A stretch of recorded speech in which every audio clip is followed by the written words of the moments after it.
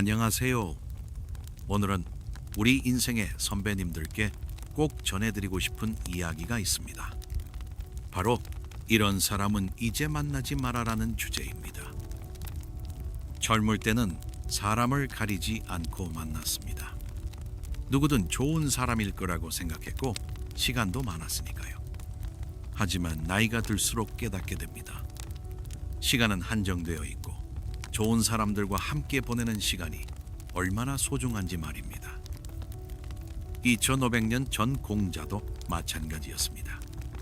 평생 수많은 사람들을 만나면서 어떤 사람과는 가까이 하고 어떤 사람과는 거리를 두어야 하는지 깨달았죠. 그 지혜를 오늘 여러분과 나누고자 합니다. 우리 나이에는 이제 분별력이 있습니다.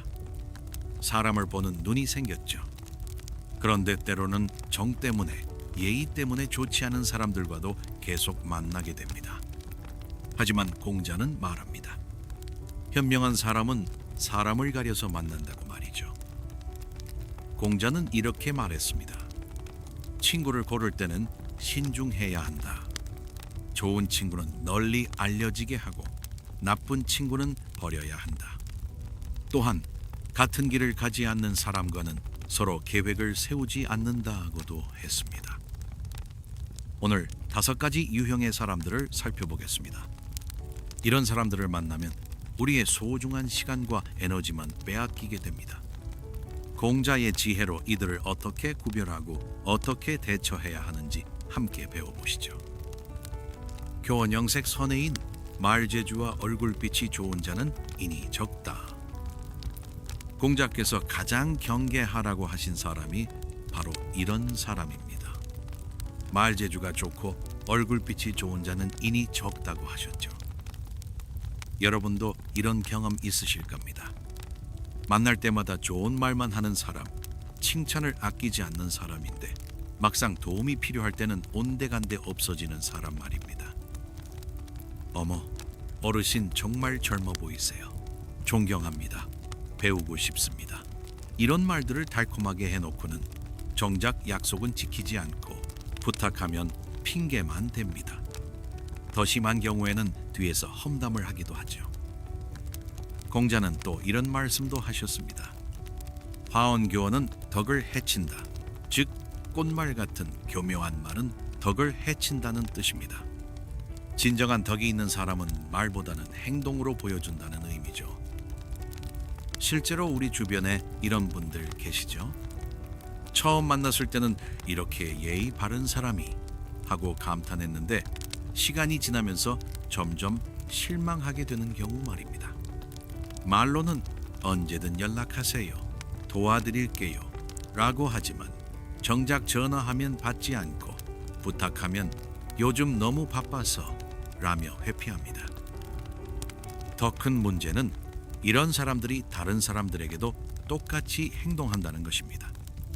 당신에게 다른 사람 흉을 보며 당신만 믿어요 라고 말하는 사람은 다른 사람에게도 당신 흉을 보며 똑같은 말을 할 가능성이 높습니다. 공자는 왜 이런 사람을 경계하라고 했을까요? 이런 사람들은 진정성이 없기 때문입니다. 말과 마음이 다르고 겉과 속이 다릅니다. 이런 사람과 깊은 관계를 맺으면 결국 실망하게 되고 상처받게 됩니다. 그렇다면 이런 사람을 어떻게 알아볼 수 있을까요? 첫째, 말과 행동을 비교해 보세요. 좋은 말은 많이 하는데 실제 행동은 따라주지 않는다면 의심해 봐야 합니다. 둘째, 약속을 지키는지 살펴보세요. 작은 약속부터 큰 약속까지 말한 것을 실행에 옮기는지 확인해 보세요. 셋째, 다른 사람에 대해 어떻게 말하는지 들어보세요. 당신 앞에서는 좋은 말만 하지만 다른 사람 뒤에서는 험담을 한다면 당신 뒤에서도 마찬가지일 가능성이 높습니다. 넷째, 어려운 상황에서의 반응을 살펴보세요. 평상시에는 좋은 말만 하다가도 조금만 어려운 일이 생기면 태도가 180도 바뀌는 사람들이 있습니다. 이런 사람들과는 적당한 거리를 유지하는 것이 좋습니다. 완전히 관계를 끊을 필요는 없지만 깊은 신뢰는 주지 마세요. 특히 중요한 일은 맡기지 않는 것이 현명합니다. 불원천 불우인, 하늘을 원망하지 않고 사람을 탓하지 않는다. 공자는 하늘을 원망하지 않고 사람을 탓하지 않는다고 하셨습니다. 반대로 말하면 항상 하늘을 원망하고 사람을 탓하는 사람과는 가까이 하지 말라는 뜻이죠. 이런 사람들 주변에 계시죠?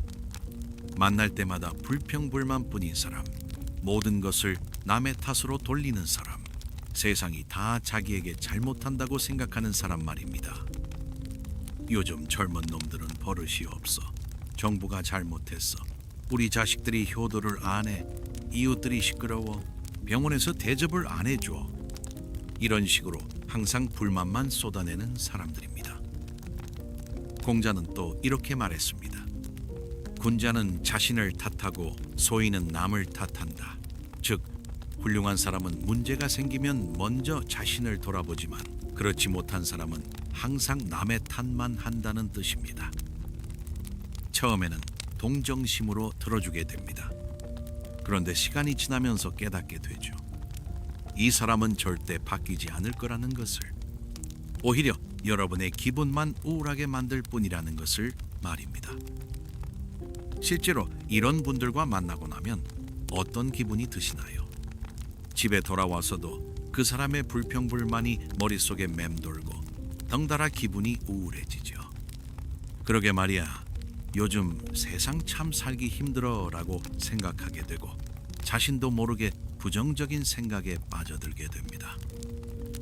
이런 사람들의 문제는 자기 성찰이 없다는 점입니다.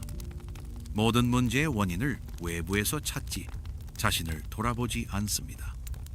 그래서 같은 문제를 계속 반복하고 같은 불평을 계속하게 되는 거죠. 더 큰 문제는 이런 부정적 에너지가 전염된다는 것입니다. 처음에는 그러게 말이야 라고 공감해 주다가 나중에는 자신도 모르게 불평불만이 늘어나게 됩니다. 공자는 즐거운 사람들과 함께하면 하루가 짧고 우울한 사람들과 함께하면 하루가 길다고도 했습니다. 우리 나이에는 남은 시간이 소중합니다. 부정적인 에너지를 받을 시간이 아까워요. 그런 시간에 좋은 책 한 권 읽고 좋은 사람들과 즐거운 이야기를 나누는 것이 훨씬 낫습니다. 또한 이런 사람들은 해결책에는 관심이 없습니다. 조언을 해줘도 그런 거 해봤는데 안 돼. 그게 말처럼 쉬워? 이런 식으로 반응합니다. 결국 불평을 들어달라는 것이지 정말로 문제를 해결하고 싶어 하지는 않는 거죠. 이런 사람을 만나면 어떻게 해야 할까요? 무작정 듣기만 하지 마세요. 그런 일이 있으셨군요. 그런데 좋은 일은 없으셨어요. 라고 화제를 바꿔보세요. 계속 불평만 한다면 시간이 되어서 라고 하며 자리를 뜨는 것도 방법입니다. 때로는 단호하게 말할 필요도 있습니다.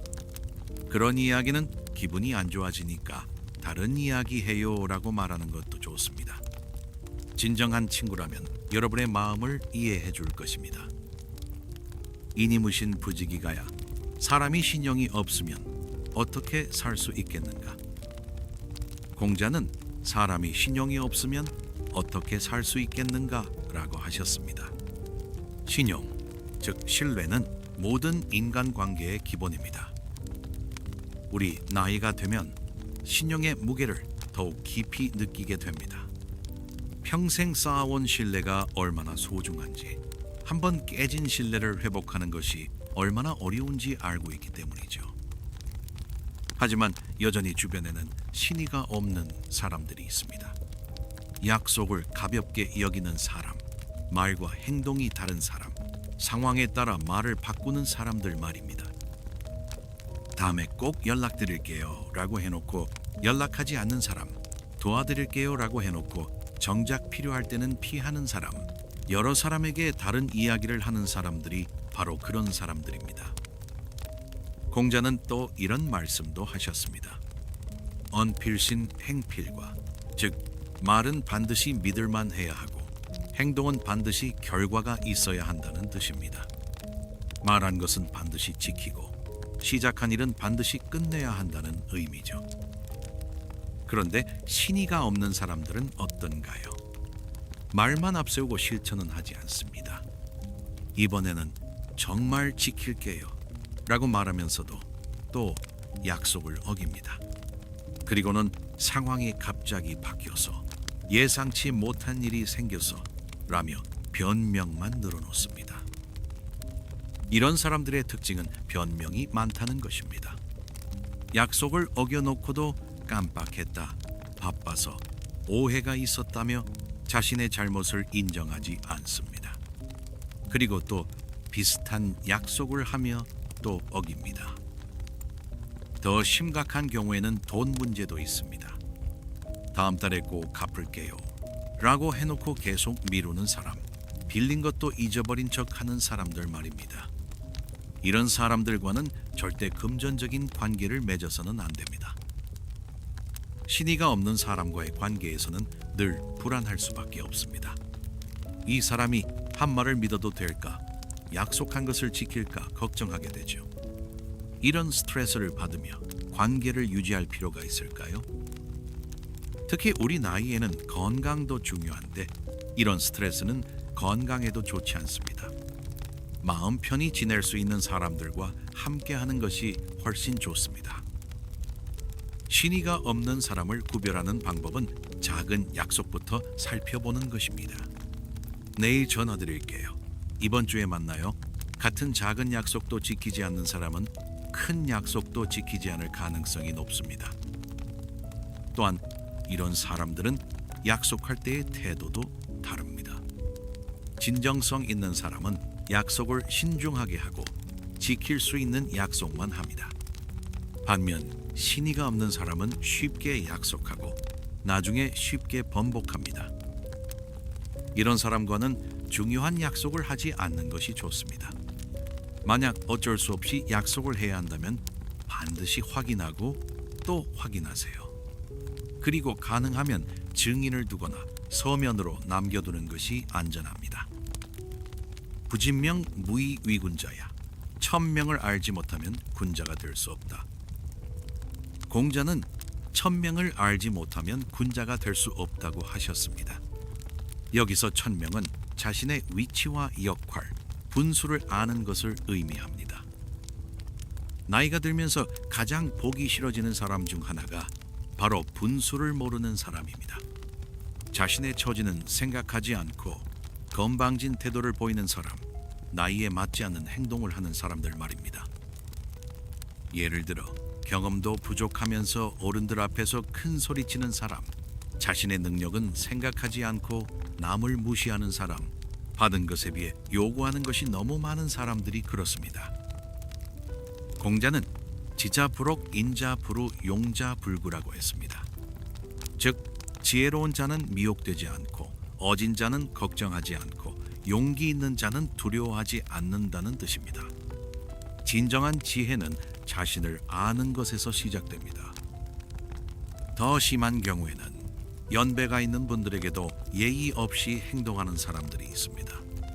자신이 좀 배웠다고 돈을 좀 번다고 해서 인생 선배들을 무시하는 태도를 보이는 거죠. 요즘은 시대가 바뀌었어요. 그런 옛날 방식은 안 통해요라며 어른들의 경험과 지혜를 무시하는 사람들이 그렇습니다. 물론 시대는 변하지만 인간의 기본적인 예의와 도리는 변하지 않는데 말입니다. 또한 자신의 능력은 과대평가하고 남의 능력은 과소평가하는 사람들도 있습니다. 제가 해보니까 제 경험으로는 이라며 자신의 짧은 경험으로 모든 것을 판단하려는 사람들 말입니다. 이런 사람들과 있으면 기분이 나빠집니다. 우리가 살아온 세월과 경험을 인정받지 못하는 기분이 들고 무시당하는 것 같아서 화가 나죠. 하지만 공자는 이렇게도 말씀하셨습니다. 군자는 다른 사람이 자신을 알아주지 않는 것을 걱정하지 않고 자신이 다른 사람을 알아주지 못하는 것을 걱정한다고요. 즉 분수 모르는 사람에게 화내기보다는 우리가 더 큰 사람이 되어야 한다는 뜻입니다.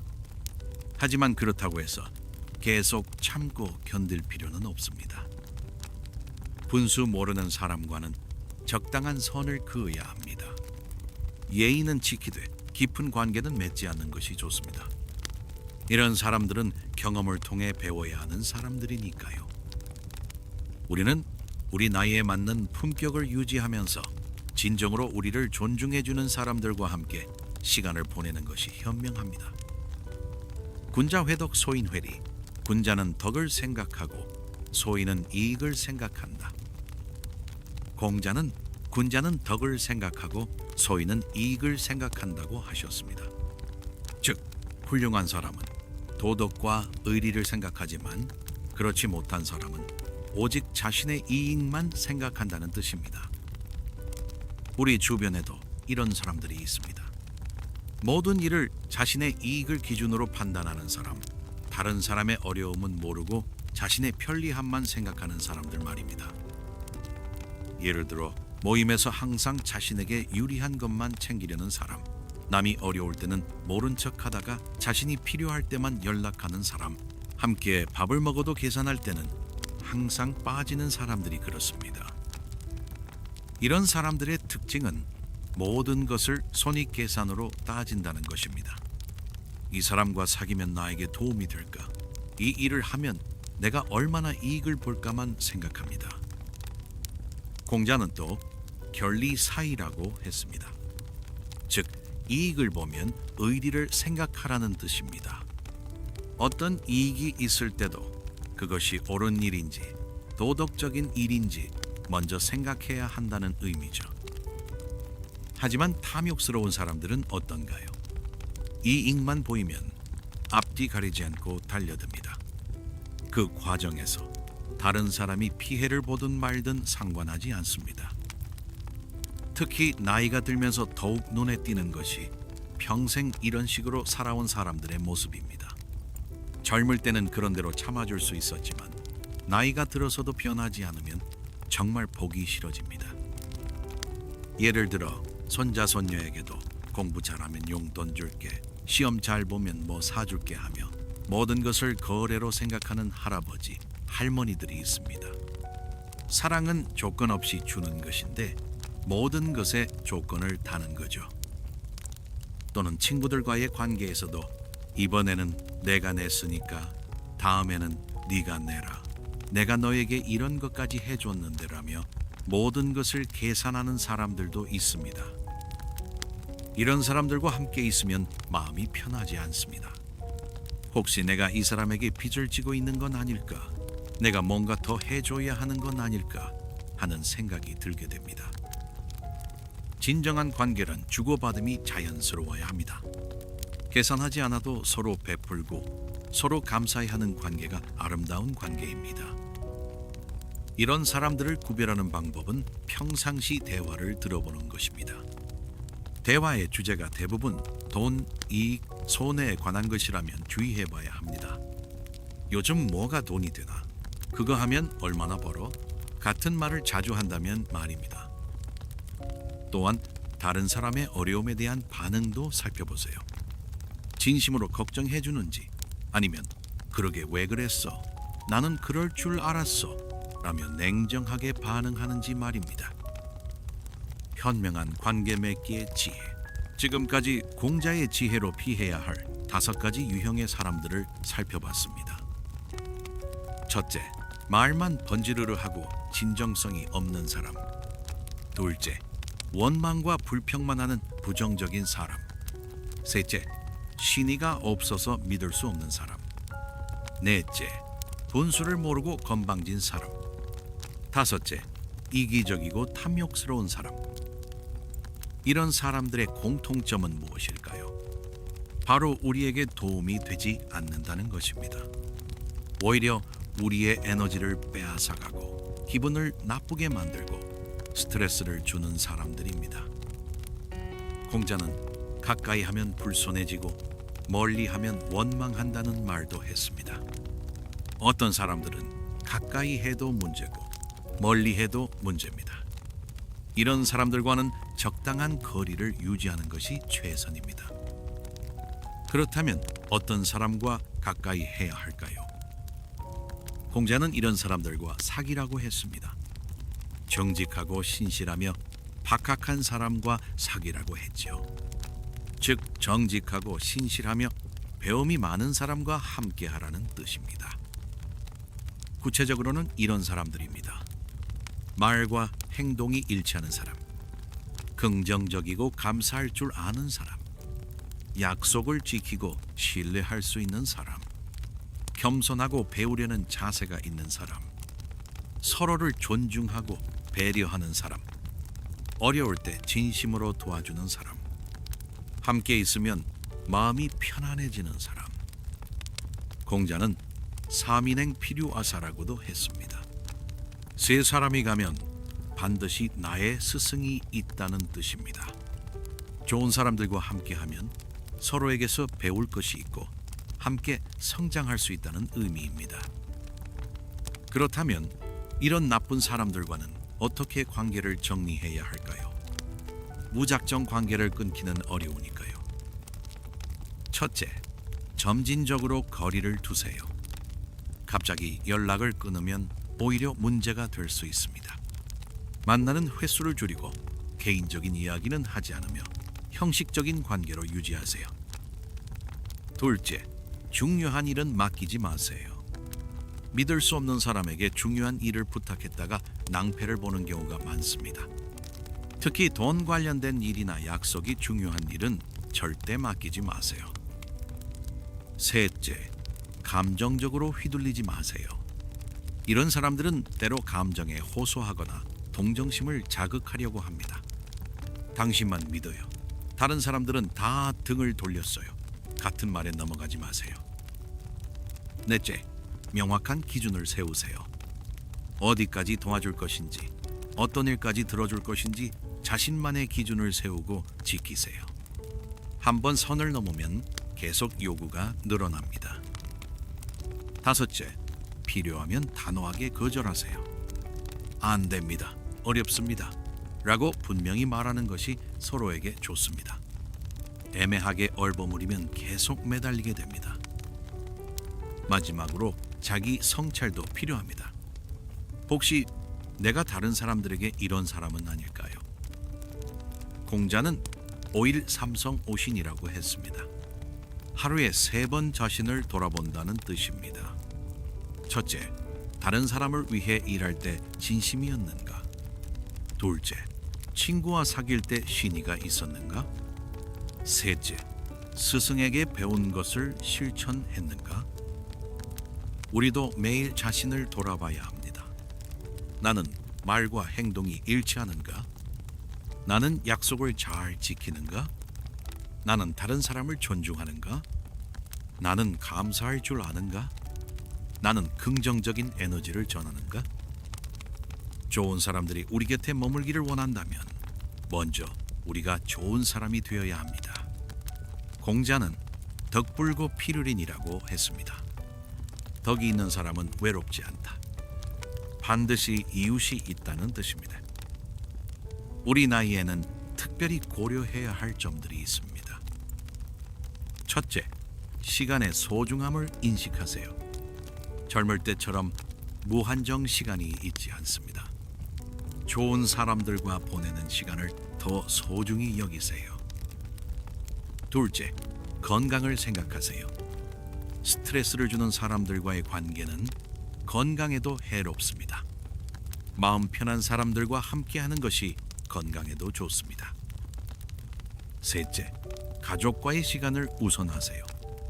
손자손녀들과 보내는 시간, 배우자와 함께하는 시간이 더 소중할 수 있습니다. 넷째, 새로운 인연에도 열린 마음을 가지세요. 나이가 들었다고 해서 새로운 친구를 사귈 수 없는 것은 아닙니다.